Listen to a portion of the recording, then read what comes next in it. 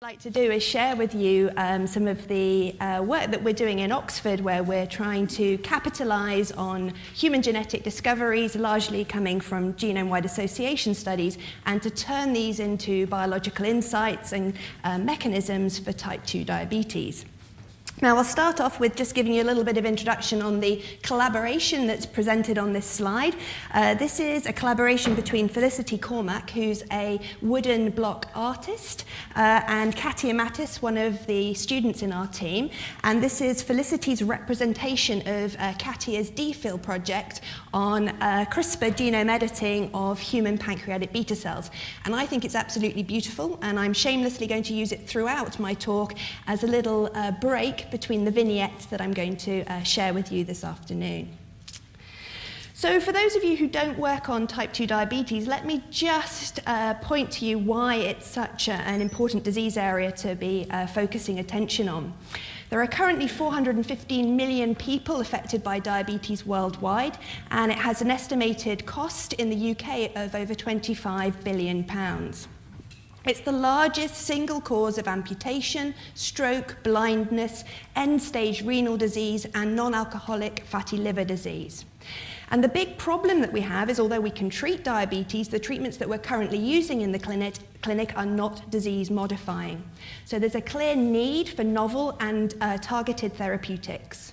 But the major barrier to achieving this is that we have a pretty poor understanding of what causes diabetes, above and beyond the fact that the cells in the pancreatic islet are unable to produce and release sufficient insulin, and the cells in your body that need to respond to that hormone are unable to do that optimally. So the consistent focus of my research over the last almost 20 years has been to try and capitalise on experimental genetic variants that we know either cause or increase your risk of developing diabetes. So initially I worked on monogenic varieties of diabetes, but more recently I've been trying to use the techniques and expertise I learned in that space and apply them to the field of genome-wide association studies. So in each of these cases, we have genetic variants that we know cause or increase your risk of developing diabetes, and my work is focused on using these as tools to interrogate cellular and molecular mechanisms for pancreatic beta cell dysfunction. I'm also interested in understanding the impact of these variants on human physiology. Ultimately, what I'd like to be able to do is to translate new information on diabetes pathogenesis into more effective treatment strategies, more effective uses of existing therapeutics through patient stratification, and also the detection of biomarkers that help us to aid genetic diagnosis and variant interpretation.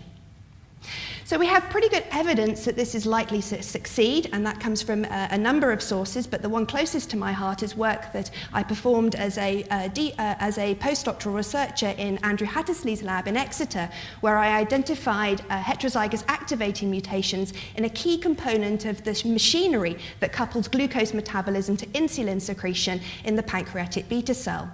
And through identifying and understanding what these mutations did in children like Lily, we were able to transfer them from insulin injections to oral sulfonylureas with improvements in their glycemic control.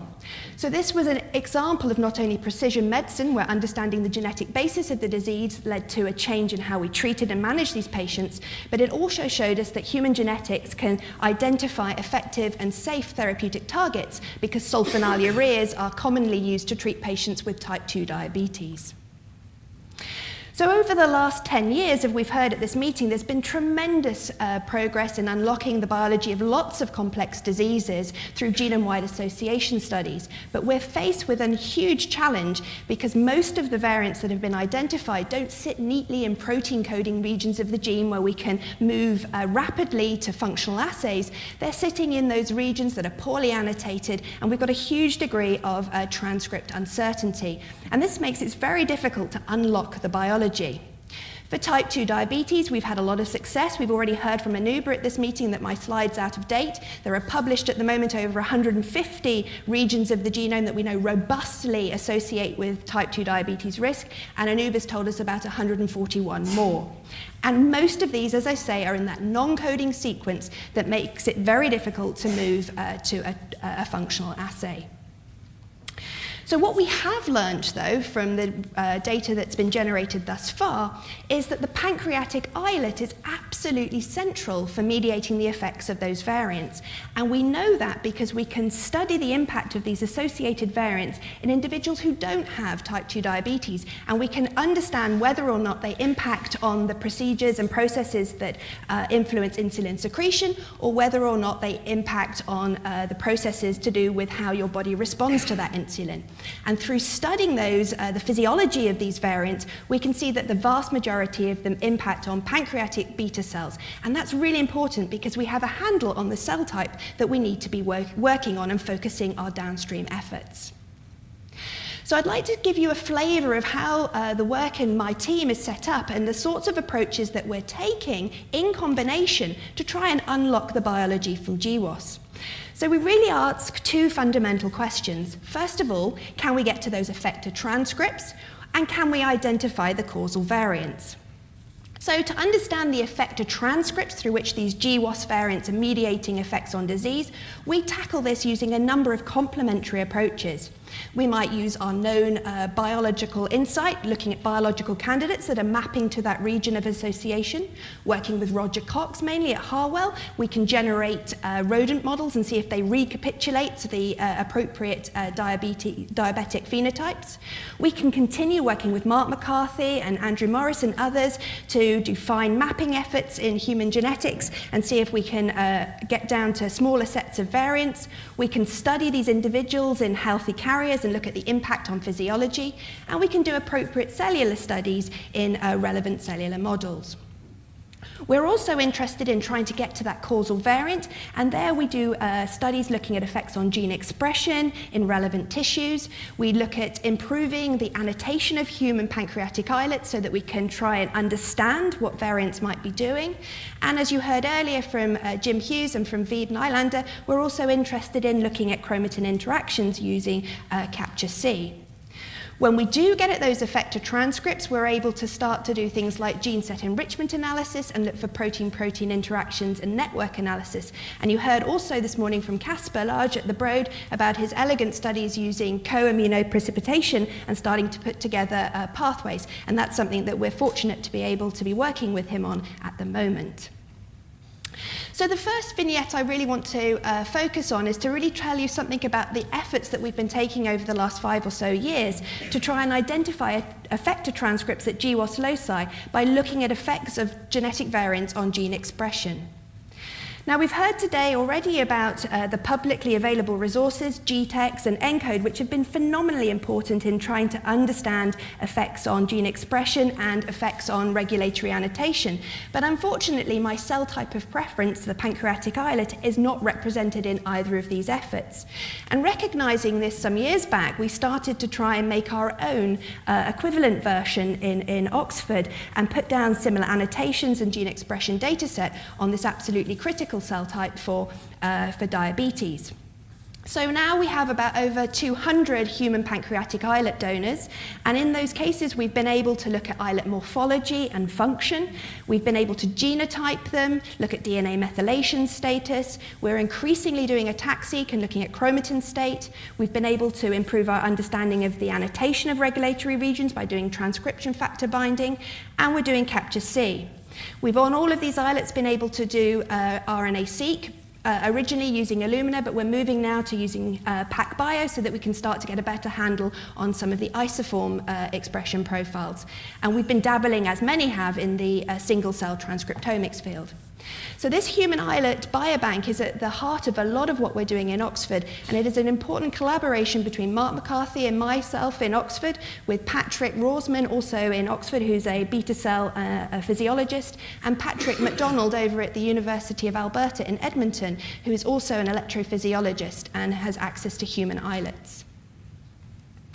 So we published at the end of 2005 our first endeavours at trying to identify cis-EQTLs for type 2 diabetes. And this was work that was led by a postdoc in the lab at the time, Martin van der Bunt.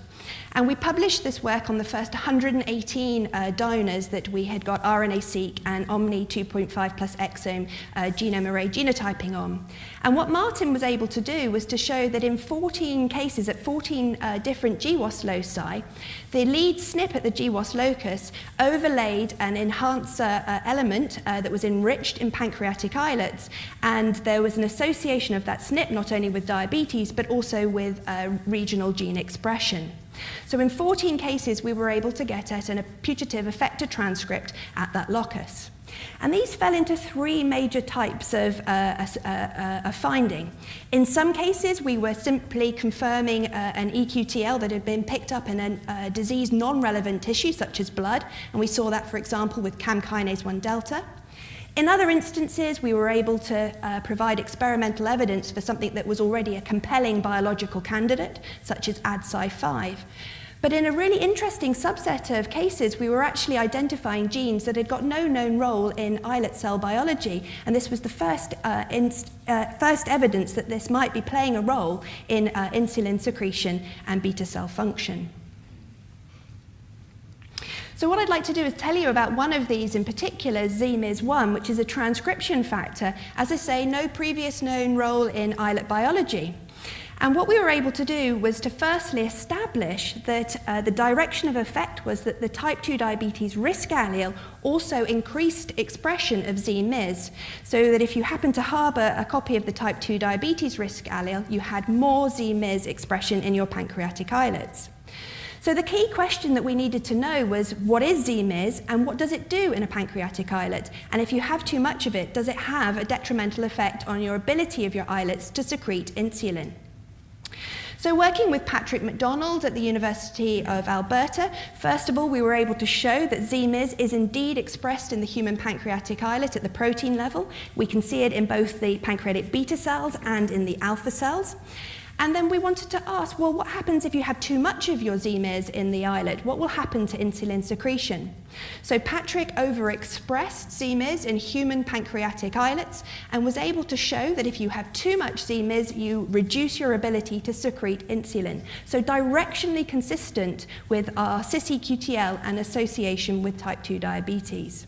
So increasing ZMIS in a human islet reduces insulin secretion. So this is the first evidence here that ZMIS is playing a role in pancreatic islet biology. So encouraged by the findings from just 118 islets, we wondered what would happen if we started to bring larger numbers to the table. So as geneticists, we reached out to our friends who had similar data sets, including Leif Group at the University of Lund, who had a similar sized data set, Manolis Dematakis in Geneva, who had a subset of around 30, and Francis Collins and Michael Stitzel over in the States, who had a similar sized number of islets. And we took all of these islets plus unpublished data, which gave us around 420 human islet donors, which is a pretty large study for this rare tissue. All of these samples have been reprocessed and put through the same pipeline, and we're now in a case where we have been able to identify further cis-EQTLs. We've got 20 putative effector transcripts across 18 of our type 2 diabetes loci, and we've got 8 putative effector transcripts across 5 loci for glycemic traits. And really interestingly, for the first time ever, we've been able to show the first evidence at expression level for TCF7L2 at this locus that was one of the original loci discovered by DCODE back in 2006. And it's been an area which has been hotly debated, with evidence suggesting that maybe it was at a nearby gene. And for the first time now, we can say there's an effect on TCF7L2, which is really exciting. One of the things that's been discussed today in a number of talks is about the extent to which you can use other tissues to pick up disease-relevant cis-EQTLs. And one of the things that we've been able to look in here by comparing our data in islets with GTEx is the extent to which our signals would only have been picked up in human islets. And although we see that islets are the most abundant tissue for our cis-EQTLs, it's certainly fair to say that we're able to pick up many of them in other tissues, with TCF7L2 being a rare exception. So you heard earlier first from Jim, who took us through his next generation capture-C method, and then from Veeb, you heard about some of the efforts that we've been taking to try and use this approach to, again, add another layer of data to our islet biobank, and to be able to link regulatory variants to the genes through which they are affecting. And Veeb told you this morning about our efforts from the INSPIRE consortium focusing on 21 promoter regions, and we've now also taken this out on a further 289 SNPs that we've picked up across the GWAS type 2 diabetes catalogue. So that's the efforts that we've been taking, trying to use our omics type 2 diabetes islet biobank to get at the underlying biology. What about other approaches that we might choose to take that would help us to have certainty over the proteins in play and the mechanisms that are occurring? So another thing that we've been doing is asking the question, are there coding variants at GWAS loci that are associated with type 2 diabetes risk? Because clearly this would give us an immediate advantage because we could start to work on relevant assays. So to do this, we've been part of an international effort to try and get a complete picture of exome variation for type 2 diabetes. And this was the Type 2 Diabetes Genes Consortium led by David Altshuler, Jose Flores, Mike Benke, and Mark McCarthy. And it was published last year. It was exome sequencing on 13,000 individuals, with around 6,500 with type 2 diabetes and 6,500 healthy controls. And it was drawn from a number of different ancestries. It was supplemented with exon array genotyping with up to 80,000 European individuals. So this delivered a large number of novel signals, including a few that were mapping to coding sequence. And one of them that caught our attention was one that had been first published by Marco Laxo, Karamolki and colleagues, a coding variant in a gene called PAM that had been shown to be associated with a measure of beta cell function in a healthy population. And then Carrie Stephenson and the DCODE team were able to show in a follow-up study that the same variant not only impacted on beta cell function, but also influence type 2 diabetes risk. They resequenced the gene and found a rarer variant present in around 1% of the population, and was shown that this had an independent effect on type 2 diabetes. Now, the Type 2 Diabetes Genes Consortium found the same results, replicating this finding, so we had robust evidence at a statistical level that we had independent coding signals in the PAM gene associated with beta cell dysfunction and diabetes risk. So what does PAM do? Well, PAM encodes for an enzyme called peptidoglycine alpha amidating monooxygenase. It's the only enzyme in your body that is capable of amidating glycine-extended neuropeptides to increase their biological potency and activity. And it's really important because in doing this, it can increase the half-life of proteins that are going to impact on biological function. So the first question we wanted to know in the lab is, we've got two independent coding variants. What do they do to the protein? Do they increase, do they cause a loss or a gain of function?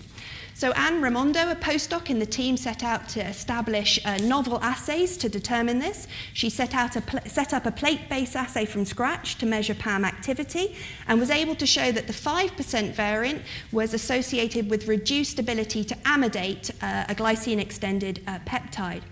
She was then able to show for the 1% variant that it resulted in an unstable protein, both in HEX cells and also in a human pancreatic beta cell line, EndoC beta H1.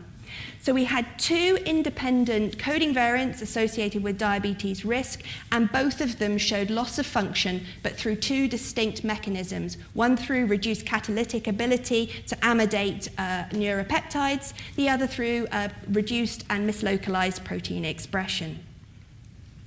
So what is PAM doing in a beta cell? How would it result in beta cell dysfunction, and how would that impact on diabetes risk? So to address that question, Sian Thompson, a PhD student in the group, set about to knock it down in a human beta cell line and to see what happened to the cell's ability to respond to glucose. And if you look here at these results, you can see that first of all, when Sian knocked down the PAM gene, he was able to see a decrease in insulin, glucose-stimulated insulin secretion, a decrease in insulin content. And when Benoit Hastoy, an electrophysiologist in the team, set about to characterize these cells, he could see that there was a delay in insulin exocytosis, so reduced in the first stages and then delayed throughout. So we followed this up at the ultrastructure level by doing some EM, and we're able to show that there was indeed reduced insulin content in the granules of these beta cells. And we then wanted to know, well, what could be causing this? How is PAM reducing insulin content? So we looked at the secretome in a human beta cell to see what was amidated, and we're excited to see that chromogranin A was one of the proteins that PAM is amidating to increase its biological activity. And chromogranin A plays an important role in the insulin granule in packaging the insulin correctly. So we wondered whether or not in beta cells the loss of PAM function was affecting chromogranin A, and then this was influencing insulin granule content. So to test this, we used antibodies specific for the amidated and the non-amidated varieties of chromogranin A, and we were able to establish that both when you catalytically inhibit and when you knock down PAM, that you see an increase in the glycine extended variety of chromogranin A, so that there's less amidation. And then when we knock down chromogranin A in the same cells as we'd knocked down PAM, we were able to see exactly the same phenotype. So chromogranin A loss recapitulates PAM loss in the same cell model with reduced insulin secretion and reduced insulin content. So PAM is clearly an important protein in a human pancreatic beta cell. And if you lose it, you get an effect on insulin release, on insulin content, insulin exocytosis. And we think that one of the ways that this is happening is through effects of PAM on chromogranin A, which affects the packaging of insulin within the granules.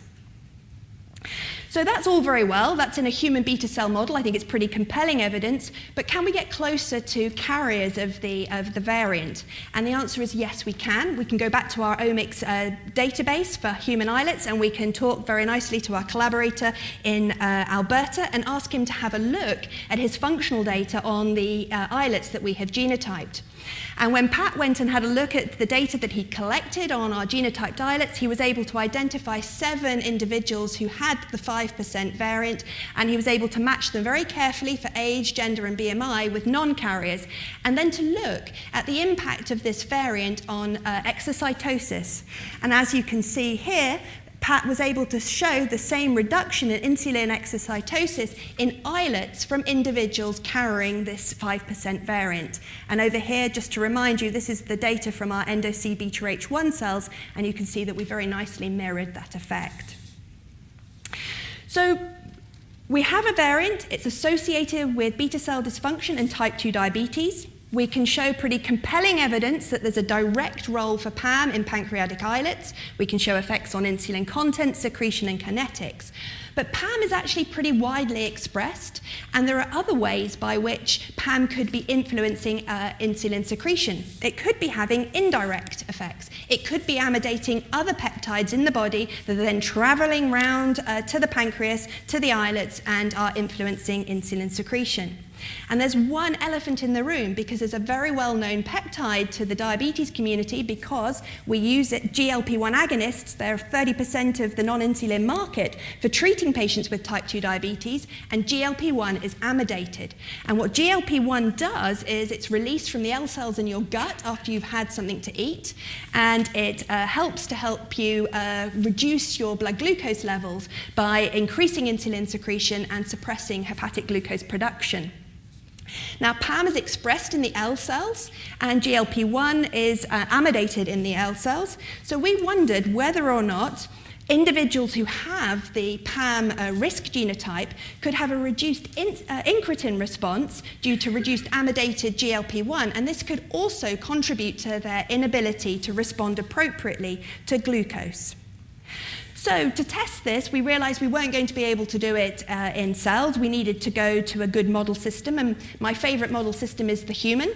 And we're very fortunate in Oxford to have the Oxford Biobank, where we've got over 7,000 individuals who have been consented to be reapproached, having been genotyped already, to take part in further studies.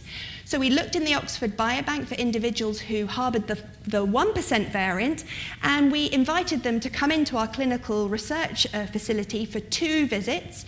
On the first visit, they came in and we gave them an oral glucose tolerance test, and on a second visit, we got them to come back in and we performed a matched isoglycemic control. And this is the gold standard measurement way of measuring the incretin response. This was work that was performed by Mahesh, and Mahesh did this for 20 individuals with the PAM 1% variant and 20 age, gender, and BMI match controls. And if you look up here, you can see that, first of all, very reassuringly, in an assay that Mahesh developed, he was able to show that if you had the 1% variant that increases your risk of diabetes, you have reduced PAM activity. So nice proof that our recruit by genotype study is working. He then had a look at what happened to the incretin response in the groups of cases and controls, and he saw no difference on the incretin effect. So the evidence that we have at the moment does not support that the GLP-1 axis has been influenced by the PAM variants, and it looks as if the effects on beta cell function are mediated directly. But of course, there are other tests that we should and will be performing.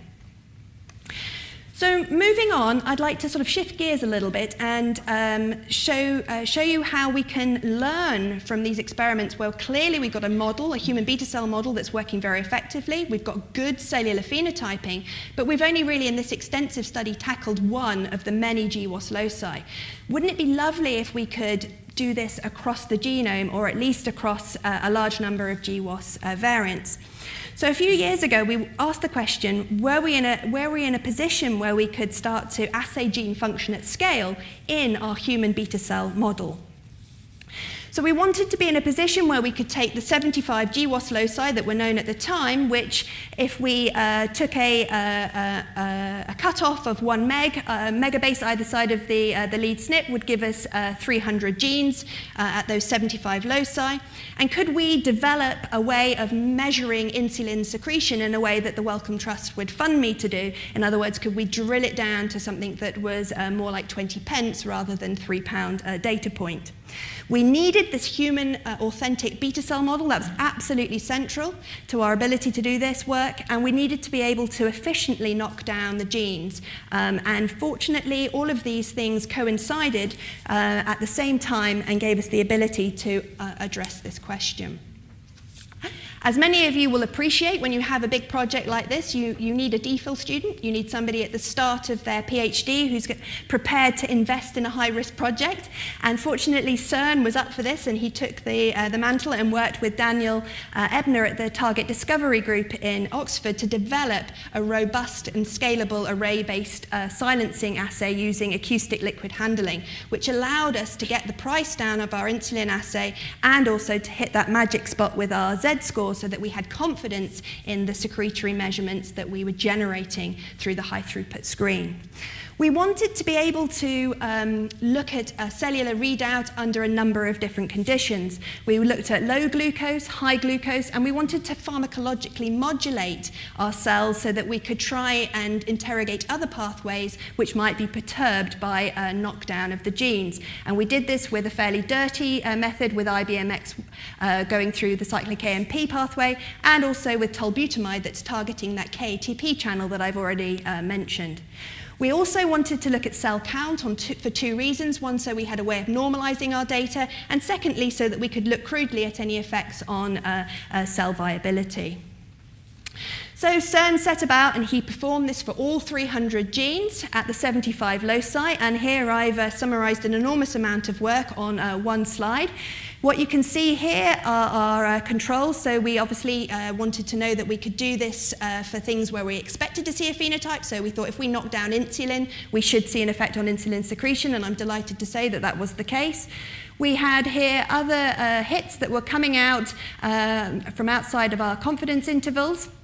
And some of them were very notable to those in the field, very reassuring, because we were seeing genes that were involved in monogenic varieties of diabetes, which was a really good sanity check to tell us that things were working. So in total, CERN identified 67 hits. 15 of them were for cell count, 52 for insulin secretory phenotypes across those different readouts. So we had 45 genes that were involved in beta cell function at 37 different GWAS loci. And as I mentioned earlier, critically, we were seeing this enrichment for genes involved in monogenic forms of diabetes that we were really pleased to observe. So if I just focus on a couple of highlights from the screen just to illustrate the power, I think, of this approach. Firstly, HNF4 alpha. Those of you in the field will know that this was one of the genes that was identified early on as a cause of monogenic diabetes. And at first we were a little concerned because it appeared that if you knocked this gene down, you had an improvement in insulin secretion. That's not very consistent with diabetes. But we were reassured when we went and looked in the literature and saw an elegant study from Andrew Hattersley and Ewan Pearson that showed that actually babies that are born with HNF4 alpha mutations often present with hypoglycemia and are large because they're secreting too much insulin, which is a growth factor.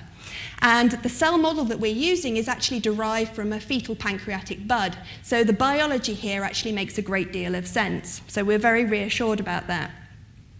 I want to draw your attention to a novel gene that we were able to pick up through this screen, ARL15. This is a gene that hadn't previously been known to have a role in the pancreatic beta cell, and it's one that's a member of a family that's involved in vesicle trafficking and biogenesis, so you can imagine what it might be doing within the insulin granule field.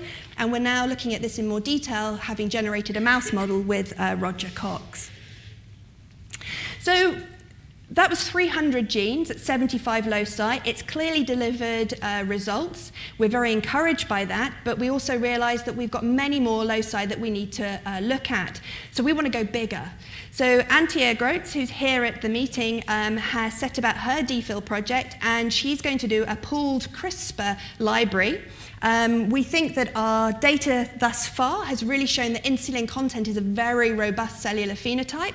So Antje is going to do a FACS sorting-based method to try and identify genes that influence insulin content genome-wide. And this is underway at the moment, and I'm hopeful that we'll have data to share soon. Okay, so we've thought about effects on gene expression, we've shown detailed cellular and physiological studies at a single locus, we've talked about going genome-wide and being able to assay variation at scale. What about if we don't want to look at just a gene? What about if we want to ask the question about what does a specific allele do? Is there a way that we can do this, and can we do it in an authentic cellular model? So Helena this morning introduced us to human-induced pluripotent stem cells, and she talked about the fact that they are a hope in the field for being able to understand the effect of specific genetic alleles on a cellular phenotype. For us in the diabetes field, one of the things that we're particularly excited about is the fact that they give us a tool to look at what happens during pancreatic development, something at the moment that's very difficult to do outside of the mouse. And as often is the case, the mouse doesn't fully recapitulate the human developmental pipeline and makes it very difficult sometimes to make inferences from the mouse to human. So human iPSCs and being able to differentiate them to human pancreatic islet cell types is a really exciting breakthrough in terms of being able to get at a bit of biology that was currently behind a locked door. So in our group, we're interested in using CRISPR-Cas9 genome editing in human iPSCs as a cellular model to understand the effect of genetic variants on cellular function and beta cell development. So for this to be even possible, we need to have a platform in our lab that allows us to make human beta-like cells in vitro so that we can start to assay function. And this has really been possible due to our involvement in an IMI called STEMBank, with the diabetes component being led by Mark McCarthy in Oxford. Working very closely with Novo Nordisk, Christian Honorer in particular, we've been able to establish a pipeline that allows us to take a human iPSC and to differentiate it to something that resembles very closely, but not exactly and authentically, a human beta cell. And Nicola Beer, a talented postdoc who was in the team and is now heading up her own group at Novo, heading the stem cell engineering group there, set this up for us in Oxford. So as you can see here at the bottom of my slide, we've been able to take our iPS cells, which had the pluripotency markers, take them through to definitive endoderm, then through to being able to express the relevant islet transcription factors, and then to see hormone positivity for insulin and for glucagon. We were then able to perform a pretty comprehensive omic characterization at each of the 7 stages of our differentiation pipeline, looking at RNA-seq, ATAC-seq, and DNA methylation. We've then been characterizing our stage 7 beta-like cells in a number of different ways. So Benoit has been doing EM on them to show that they are hormone positive, although I have to say they are polyhormonal. We see insulin and glucagon present in them. And he's also looked at secreting the cells and been able to show that they are responsive to glucose. So we have something that resembles a beta cell. It's not a perfect model, but it is something that is glucose responsive and has many of the features transcriptomically, morphologically, and characteristically of a beta cell. So we've been trying to use this model now to answer some important questions in the field, and I'm going to just focus on one example to finish up on where we've been using this approach. And this really is in one of the poster childs of type 2 diabetes around the SLC30A8 story. Now, as many of you will know, in the first GWAS that were published back in 2007, there was a common coding variant in SLC30A8 that was shown to be associated with type 2 diabetes risk. And then very excitingly, in 2014, colleagues at the Broad, Jason Flanick, David Altshuler, Nicola Beer, and others were able to show that there were rare truncating variants in the gene that were associated with protection for type 2 diabetes. And reaching out to the diabetes community and working closely with DCODE, they were able to establish that this met statistical significance. Now, this left us all in a little bit of a worry about how on earth this was working at a cellular level. We had compelling genetic evidence that these loss-of-function variants were protected, but you couldn't really work out what was happening in terms of the biology.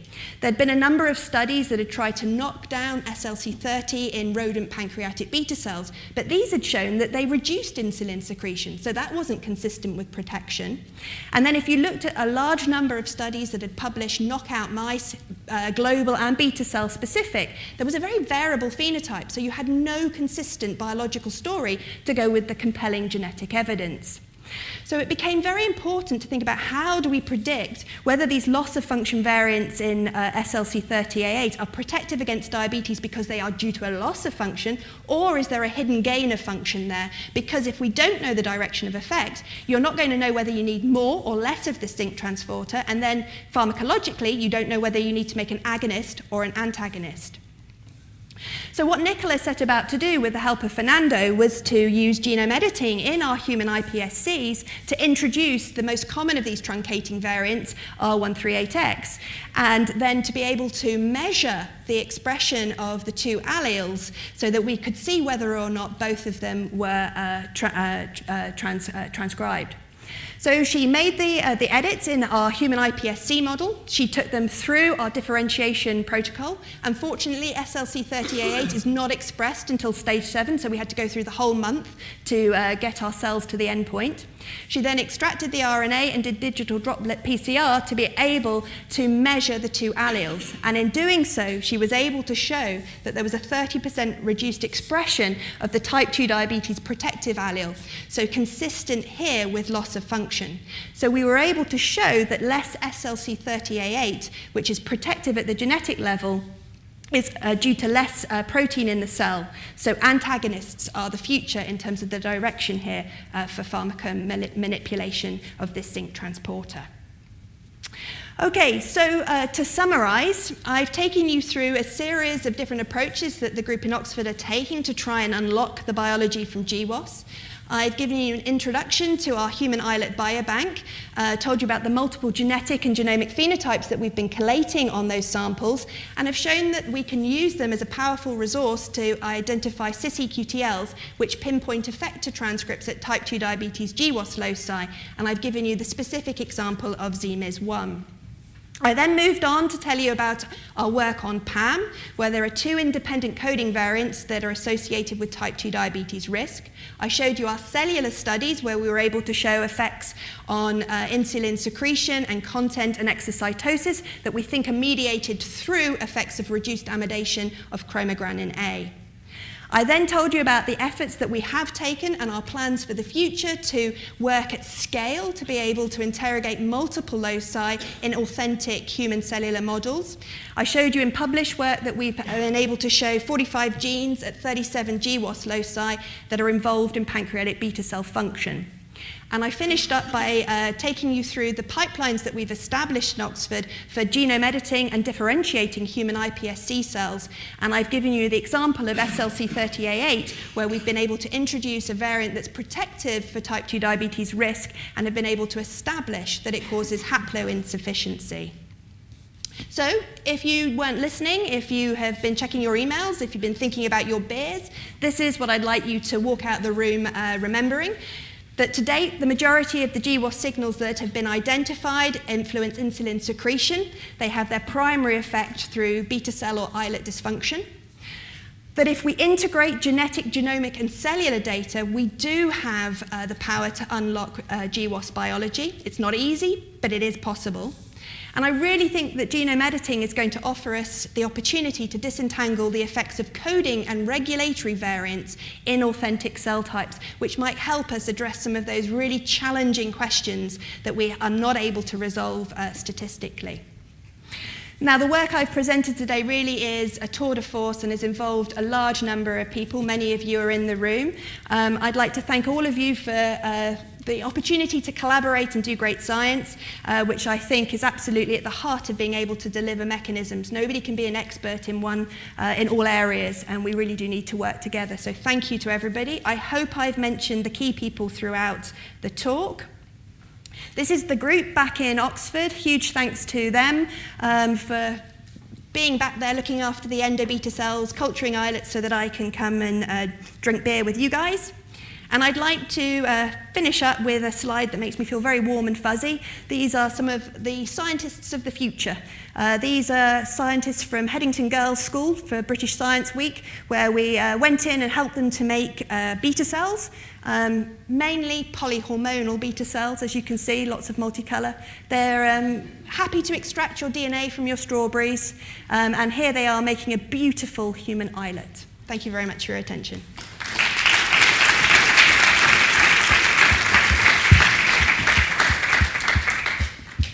Thank you, Anna. That was just wonderful. Questions for Anna? So I did want to ask you about the monogenic forms of diabetes, the HNF4A, and that, which early on in the GWAS era, when GWAS signals were coming up, people were saying, well, maybe those are just tagging the monogenic forms, but maybe there's something else going on. I wonder if you've used or are going to use some of your editing approaches to try to figure out exactly what it is that's contributing both the common disease signal and the rare disease signal.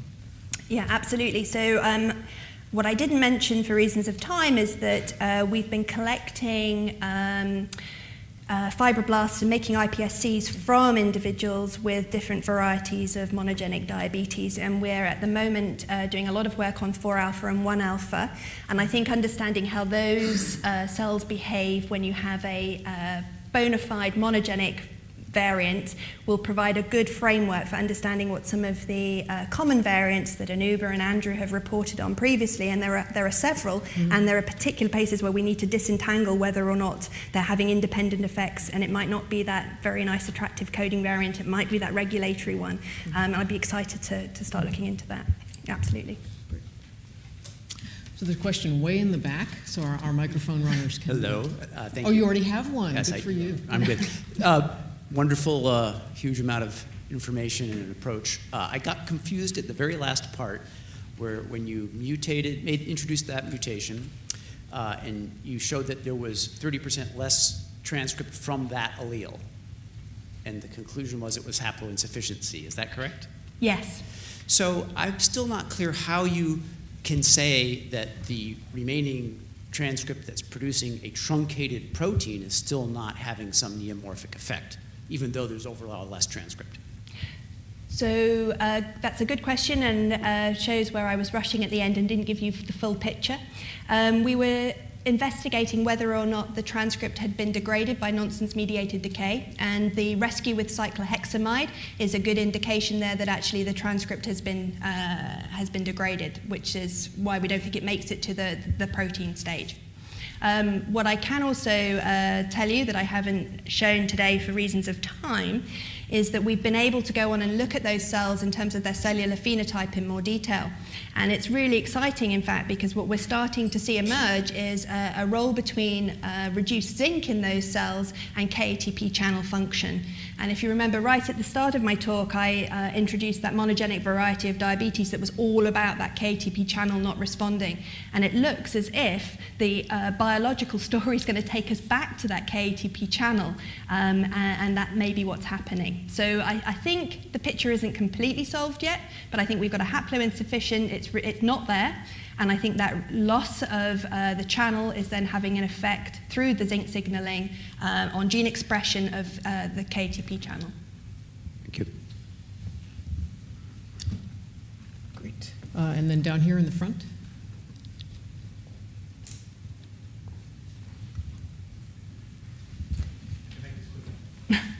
You can meet in the middle there. Collaboration. That's right. Anna, you said that your functional screen turned up 45 genes in 37 loci. Have you looked into those where obviously you're getting multiple genes from the same loci? And do you have independent associations then? Does it look like each one's hitting gene, or are you getting master regulators that affect the regulation of both those genes? Have you tried to pull that apart yet? Yes, we did, yeah, and that's a good point. So this is where I think having layers of data is phenomenally helpful. And actually, in one of the cases, we were able to marry up our cis-EQTL data with the screen, and then you get clarity because you have a cis-EQTL that indicates it's one of the genes, and the other one is the bystander, if you like. It's also having an effect on the islet, but it's got nothing to do with your signal. So I think this is where I wouldn't use just the screen. It's a prioritization tool. You take that with the other lines of evidence that you're collecting. Yes, go ahead. Great talk. Sorry if I missed it. I wondered, could you say something about the breakdown of variants that perhaps function during differentiation to the mature cell versus things that have function in the fully or somewhat fully differentiated beta cell? Can you get a sense of that by looking at, variants that occur in open chromatin at an early stage versus a late stage? Yeah, no, that's a really interesting question. So there are two ways that we can get a little bit of insight into it, but not the full picture. One is to think about what happens in monogenic varieties of diabetes, where we know that many of the genes in play are transcription factors that are playing that critical role in ensuring that you get your pancreas and your islet cells at the end. The other way I'm quite interested in doing is working with Momoko, Rachel Freethy and the Egg Consortium and looking at the effect of birth weight, because I think some of the signals that we see there where insulin is a growth factor, we might be able to again layer up with the data that we have to give us further insight on whether things are, how early things are taking place, and that might also help us focus on the genes that we should be studying in terms of their impact on differentiation. And there's a really nice technique coming out where you can start to do the genome editing conditionally. So you can start to study things that would be perhaps detrimental to your ability to get through that pathway, but you can introduce them later, which I think, again, will be really helpful in terms of getting at that biology. Okay, one last question here.